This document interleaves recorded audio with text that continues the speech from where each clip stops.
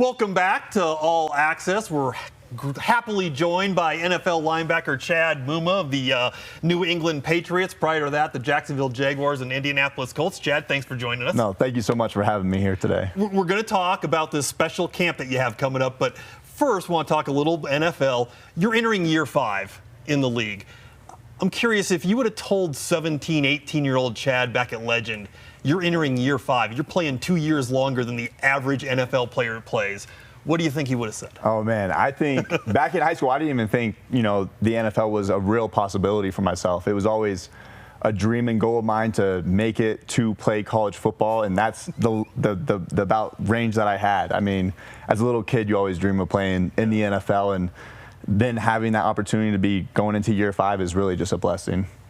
What are your goals this year? This is your 5th year. You got traded or you got signed midway through the year last year. You played on 2 different teams. Now you're back with the Patriots. What are your goals? Yeah, I think the biggest goal for myself going into year 5, like you said, last year was released, and then I got picked up by the Patriots and turned out really good in the end. But going into year 5, it's just something I would really want to establish my role on this Patriot team and have a successful season with them and have successful play at the same time. Easier to do with a full offseason under your belt with the same team as opposed to coming to a new team in midway late in the season? It definitely is. When you get added to a team midway in the season, it's learning by fire. You're in it. You're learning new plays in and out. It's all coming at you very fast, and you have to prepare for a game that week. And everyone had that offseason to learn the defense, had that offseason to learn special teams, and to go in and try and learn that day. All right, we have to learn third down pressures for this game, this coming up on Sunday. It's difficult. So having this offseason and being able to learn how to communicate with the players on your team, communicate with the coaches, and understand how you work with one another is very important. So it's been awesome being out in Foxborough this offseason.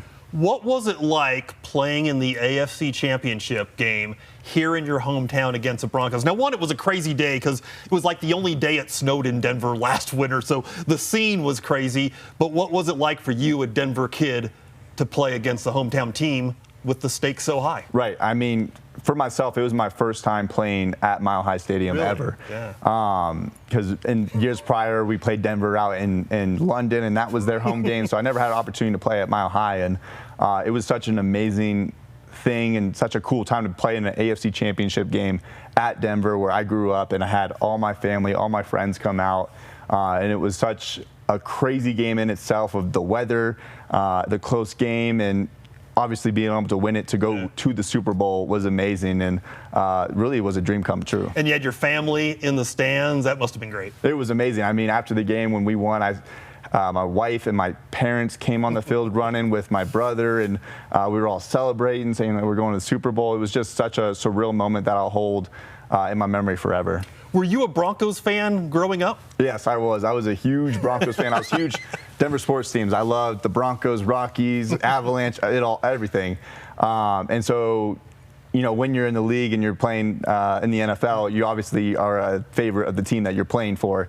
So there was no, I want the Broncos to win. There's none of that. People ask me that question sometimes, and there was nothing like that. For a pro player, when does that change? When do you lose the allegiances you had all through your life?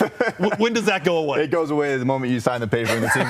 It goes away as soon as the team calls you and say, "Hey, we're drafting you," and you're like, "Perfect." All the allegiances are gone. That's funny. Yeah. Speaking of being drafted, I heard a story that after the Jaguars picked you at 70, well, actually, they picked you at 70 because they got word that the Broncos were going to pick you at 75. Have you heard this? I have not heard that story. This is the first time I'm hearing It's on Wikipedia, so it must be true. I've heard other stories similar to that where, hey, a team was going to take me with their next pick, and the Jaguars ended up taking me, but I never had that confirmed through the front office with the Jaguars, so I don't know. I'll have to ask them. You're in the middle of off-season workouts right now. Obviously, we all know the Patriots made it to the Super Bowl and lost.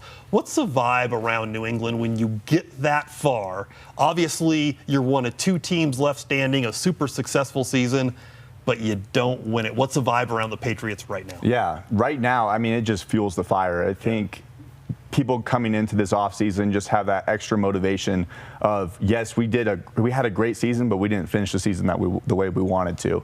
And so it just kind of fuels your whole offseason, saying that we know what it takes to get there. Now we have to take the extra step so we can win that game and, be crowned the champion. All right, well, let's bring in Chad's wife, Alyssa, and together you guys have started. You're wearing the shirts, the Muma movement. It's a football camp for kids with type 1 diabetes. I guess first off, what was the genesis of this? I know it's something you suffered from as a kid. Yeah, so I was diagnosed with type 1 diabetes when I was 13 years old. And as a kid, when I was diagnosed, we talked about it before, but I was a dream of mine to play college football and play in the NFL. And at that time, I thought nothing was going to be possible anymore. I thought, I have diabetes, now I have to live with my diabetes and I can't play sports anymore. And I quickly found out that that wasn't the case, and that I searched NFL players with type 1 diabetes and saw that Jay Cutler was diagnosed when he was in Denver. And that's the only little motivation that I needed to keep going. And so this foundation kind of started with that premise of trying to empower the next generation with type 1 diabetes to believe that anything is possible, and that their condition doesn't limit their abilities to do anything like that. And so it was just something that my wife and I had long conversations about, of trying to be that motivation for the kids to see that despite having type 1, they can still do what they want to. And now the camp's in its 4th year. How proud are you of what you've accomplished so far, and what does the future hold? Yeah, great question. We've honestly just been blessed to see it grow.